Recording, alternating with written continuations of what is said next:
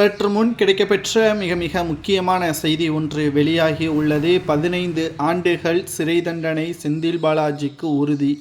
1000 கோடி ஊழல் செய்யப்பட்டது. சேகரிக்கப்பட்ட ஆவணங்களை நீதிமன்றத்தில் சமர்ப்பித்திருக்கிறார்கள் அமலாக்கத்துறை அதிகாரிகள். தமிழக அரசு இந்த வழக்கை உச்சநீதிமன்றத்தில் மேல்முறையீடு செய்து அமலாக்கத்துறை அதிகாரிகள் நடவடிக்கை மேற்கொள்ளக்கூடாது என்று தற்பொழுது மேல்முறையீடு செய்துள்ளது. தமிழக அரசு செய்தது சரியா என்று பார்த்தால் நிச்சயமாக தவறுதான்.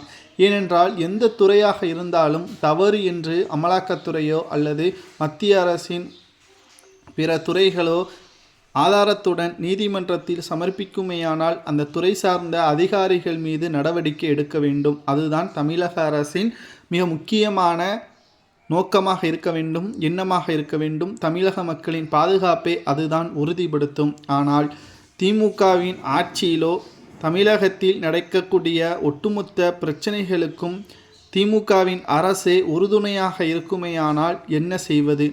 ஏற்கனவே உயர்நீதிமன்றத்தில் மனு தாக்கல் செய்து அமலாக்கத்துறை அதிகாரிகள் விசாரணை செய்யக்கூடாது என்று மனு ஒன்றை தாக்கல் செய்யப்பட்டது. ஆனால் உயர்நீதிமன்ற நீதிபதிகள் அமலாக்கத்துறை அதிகாரிகளது ரைடு சரிதான், 1000 கோடி ஊழல் செய்யப்பட்டது உண்மைதான், அதை விசாரணை நடைபெற்று முடிந்த பிறகு வழக்கறிஞர் என்ன கூறுகிறாரோ அதை பொறுத்துதான் நாங்கள் உண்மையான ஆதாரங்களை வைத்து தீர்ப்பு வழங்க முடியும் என்று இந்த வழக்கை தமிழக அரசிற்கு எதிராக தீர்ப்பளித்தது.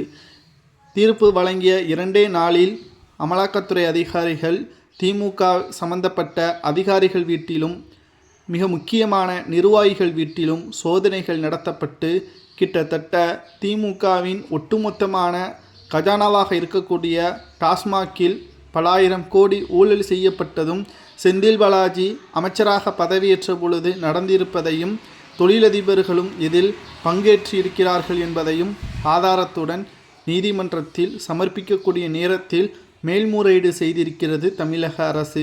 இந்த வழக்கானது நாளை நடைபெறுகிறது. இந்த வழக்கின் இறுதி தீர்ப்பு தமிழக அரசிற்கு எதிராக வருமேயானால் செந்தில் பாலாஜியை அதிரடியாக அமலாக்கத்துறை அதிகாரிகள் கைது செய்யலாம். ஒருவேளை அமலாக்கத்துறை அதிகாரிகளுக்கு எதிராக தீர்ப்பு வருமேயானால் இந்த வழக்கு அடுத்த கட்டத்திற்கு செல்வது கடினம். செந்தில் பாலாஜியின் கைது நடவடிக்கை செய்வதும் கடினம். நாளை நடக்கக்கூடிய தீர்ப்பு அமலாக்கத்துறை அதிகாரிகள் சாட்சிகளை முன்வைத்து செந்தில் பாலாஜிக்கு எதிராக தீர்ப்பு வரணுமா அல்லது தமிழக அரசிற்கு சாதகமாக தீர்ப்பு வரணுமா என்பதை மட்டும் உங்களது கருத்துக்களை மறக்காமல் கமெண்ட் வாயிலாக கூறுங்கள்.